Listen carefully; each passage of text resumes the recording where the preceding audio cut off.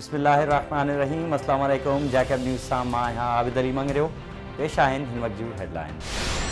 जैकबाबाद वेझो मानी ॾियण में देर करण तां सोहरे हथां नोह क़तल। कराची में रहंदड़ नौजवान सां कारी करार। SHO कातिल खे बचाइण लाइ सरगरम। मौलादाद थाणे जी हद ॻोठ अलीपुरा चांडियो में मानी देर सां ॾियण तां जवाबदार सोहरे अब्दुल गनी चांडियो पंहिंजी नुंहुं 22 वरियनि जी बख़्तावर ज़ाल सोहेल चांडियो खे गोलियूं हणी क़तल करे छॾियो ऐं फ़रार थी वियो। इत्तला ते पुलिस मक़तूला जो लाश पोस्टमार्टम कराइण लाइ जैकबाबाद खणाए आई, जितां पोस्टमार्टम बाद वारिसनि हवाले कयो वियो। ज़रियनि मूजिब SHO मौलादाद कातिल खां ॻरी रिश्वत वठी खेसि बचाइण चाहे थो ऐं संदसि जाइ ते पुट खे गिरफ़्तार कयो वियो आहे। पुलिस मूजिब मक़तूला जे वालिद रांझण चांडियो जे बयान मूजिब धीउ खे मुड़ुसु सोहेल चांडियो क़तल कयो आहे, जॾहिं त वधीक जांच भी करे रहिया आहियूं।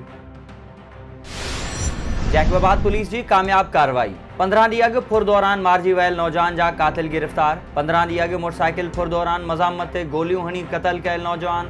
इफ्तिखार लाशारी जे क़तल में मुलविस 3 जवाबदारनि मां पुलिस 2 जवाबदारनि इनायतुल्ला उर्फ कोरी बंगलानी ऐं वाजिद अली बिरोही खे 2 TT पिस्टल ऐं मक़तूल खां फुर थियल मोटरसाइकिल समेत गिरफ़्तार करे वरितो आहे। इन सिलसिले में SSP मोहम्मद तारिक नवाज़ मक़तूल नौजवान जे वालिद सां गॾिजी प्रेस कॉन्फ्रेंस कंदे चयो आहे त नौजवान खां फुर में 3 जवाबदार मुलविस आहिनि। जन मां 2 जवाबदारनि खे मक़तूल खां फुर थियल मोटरसाइकिल ऐं 8 ॿियनि मोटरसाइकिलनि समेत गिरफ़्तार करे वरितो आहे। जवाबदारनि वटां 2 TT पिस्टल बि हथ कया विया आहिनि। 3 जवाबदारनि जो पाण में गैंग आहे, जेके शहर में मोटरसाइकिल चोरी समेत 18 वरियनि जे विच में ईंदड़ नीगरनि खां मोटरसाइकिल, मोबाइल फ़ोन ऐं रोक रक़म फुर करण में मुलविस आहिनि। जन मथां अॻु बि 6 खां मथे केस दाख़िल आहिनि।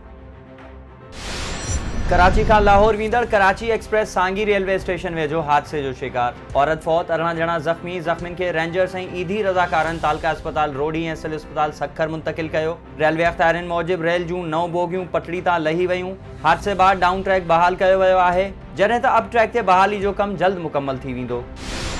खैरपुर नाथन शाह में रोड हादसो। लेडी डॉक्टर फौत, 3 ॿारनि समेत 4 ॼणा ज़ख़्मी। लाड़काने खां हैदराबाद वींदड़ कार खैरपुर नाथन शाह में लधाण वेझो इंडस हाईवे ते टायर बस थियण सबबि कल्टियूं खाई रोड खां हेठि वञी किरी। नतीजे में लाड़काने वासी 32 वरनि जो आरिब अब्बासी ऐं संदसि 3 ॿारड़ा ज़ख़्मी थी पिया, जॾहिं त घरवारी डॉक्टर राबेल अब्बासी मौक़े ते ई फौत थी वई। हादसे में ज़ख़्मी थियल नाणे खाते जो मुलाज़िम आरिब अब्बासी खे लाड़काने मुंतक़िल कयो वियो।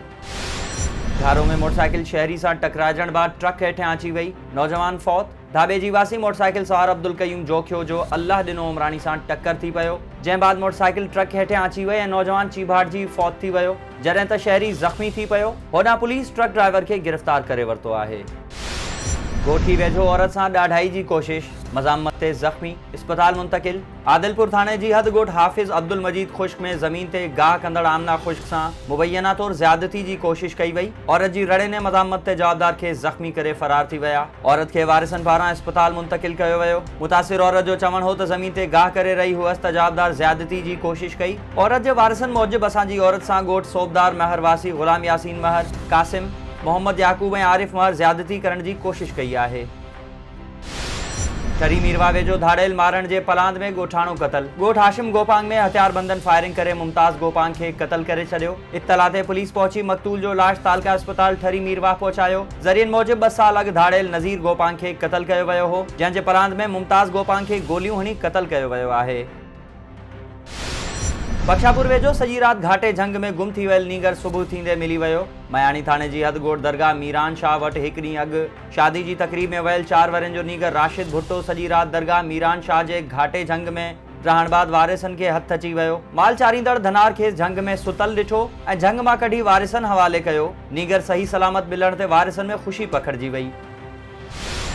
जरवार में 20 ॾींहं अॻु क़तल थियल औरत जे वारिसनि जो पुलिस ख़िलाफ़ एहतजाज। मक़तूल औरत शाहिदा बोज़दार जे पीउ अली हसन बोज़दार ऐं चाचनि ख़ालिद बोज़दार, मंठार बोज़दार, शहबाज़ बोज़दार ऐं ॿियनि एहतजाजी मुज़ाहिरो कंदे सहाफ़ियुनि आॾो दाहियो आहे त 20 ॾींहं गुज़रण बावजूद पुलिस कातिलनि खे गिरफ़्तार करण बजाए जवाबदार खे कुर्सी ते वेहारे रिश्वत वठी खे सहूलतूं ॾिए पई।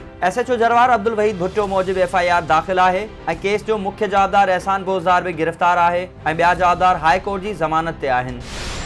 कंदकोट पुलिस जो कच्चे में ASP जी सरबराही में ऑपरेशन। SSP अमजद शेख जी हिदायतुनि ते मुख़्तलिफ़ थाणनि जी पुलिस पारां ASP बिलाल मिर्ज़ा जी अॻवानी में शर गैंग ख़िलाफ़ कच्चे में ऑपरेशन कयो वियो, जिते शर गैंग सां ताल्लुक़ रखंदड़ ॾोहारियुनि जा ठिकाना तबाह कया विया, जॾहिं त पुलिस खे को बि ॾोहारी हथु न आयो। तहरीकी में समाजी बुराइनि ख़िलाफ़ सियासी समाजी तंज़ीमनि जो एहतजाज। मुख़्तलिफ़ तंज़ीमनि पारां अब्दुल कदीर कानियो ऐं गुलज़ार शर जी अॻवानी में एहतजाजी मुज़ाहिरो कयो वियो। अॻवाननि जो चवणु हो त शहर में मंशियात समेत समाजी बुराई वारा अॾा सरेआम हली रहिया आहिनि, जंहिं सबबि नौजवान नसल तबाह थी रही आहे। IG सिंध खां घुर्ता कयूं त नोटिस वठी शहर खे समाजी बुराइनि खां पाक कयो वञे। मसू बुरगड़ी में तेज़ रफ्तार कार जो रिक्शा के टक्कर, 2 औरतुनि समेत 3 ॼणा ज़ख़्मी। छलगरी मोरी भरिसां चिंची रक्षा ऐं कार में टक्कर थियण जे नतीजे में चिंची रक्षा में सवार 3 ॼणा मुस्मात हकीमा, मुस्मात शहरबानो ऐं मोहम्मद कलोड़ो ज़ख़्मी थी पिया, जिन खे सिविल अस्पताल हैदराबाद मुंतकिल कयो वियो।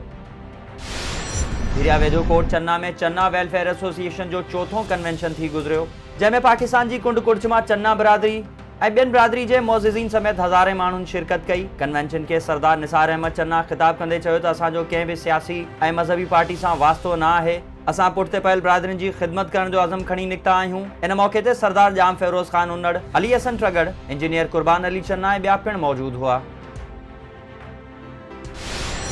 मटियारी में PTI पारां वज़ीर आज़म के एतमाद जो वोट मिलण जी ख़ुशी में रैली कढी वई। यूथ विंग पारां दीपक कुमार जेरामानी, आसिफ मलाह, लाल खान ऐं ॿियनि जी अॻवानी में वज़ीर आज़म पाकिस्तान इमरान खान के क़ौमी असेंबली मां एतमाद जा 178 वोट मिलण जी ख़ुशी में रैली कढी वई ऐं मिठाइयूं विरायूं वयूं। हिन वक़्त ताईं जूं हेडलाइंस। वधीक ख़बरुनि ऐं अपडेट्स लाइ विज़िट कयो असांजी वेबसाइट www.jacobnewshd.com ऐं फेसबुक ते फॉलो कयो। ॾिसंदा रहो जैकब न्यूज़, ख़बर खां हक़ीक़त ताईं।